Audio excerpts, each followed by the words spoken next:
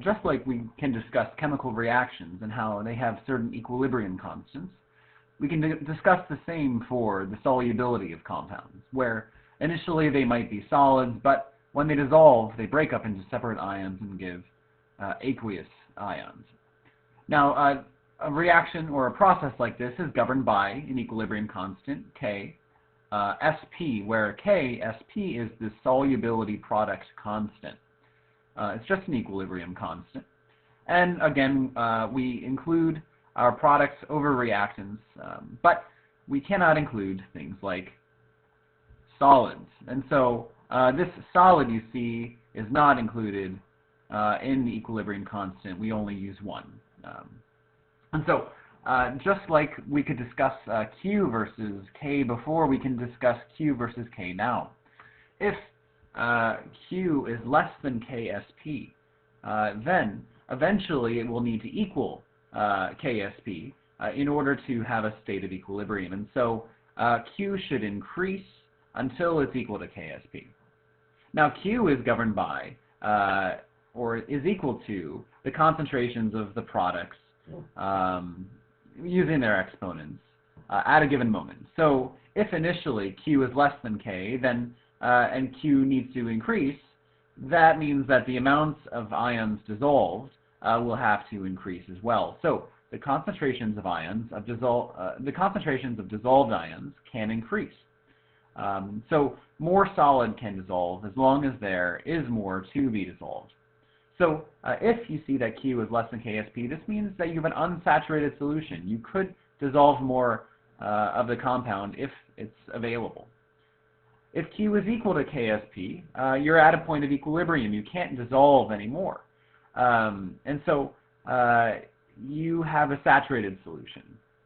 If Q is greater than KSP, currently the amounts of your ions is greater than you should be able to dissolve. And so Q will decrease until it's equal to KSP. The concentrations of your dissolved ions can or should decrease as long as there's a seed crystal present, something for the dissolved ions to crystallize upon. So you'll have this case if you have a supersaturated solution. For example, besides just the seed crystals, it can also result from combining two solutions together and watching the precipitate form as you combine those two solutions together.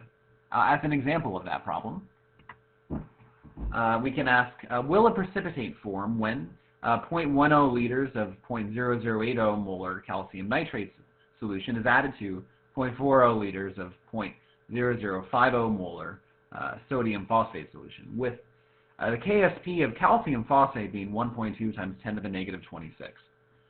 All right, so our question really is, will a precipitate form, aka how does Q compare versus K?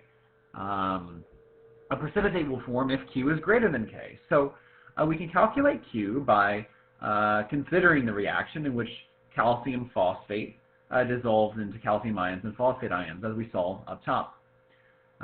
There, we can plug in our initial concentrations of the calcium and phosphate in the new combined solutions, where we combine the 0.10 liters of one solution with the 0.40 liters of another. So we'll need the molarities of these ions, so we can find these by having the total number of moles of calcium divided by the total volume of the combined solutions, and similarly the total number of moles of phosphate over the total volumes of the combined solutions.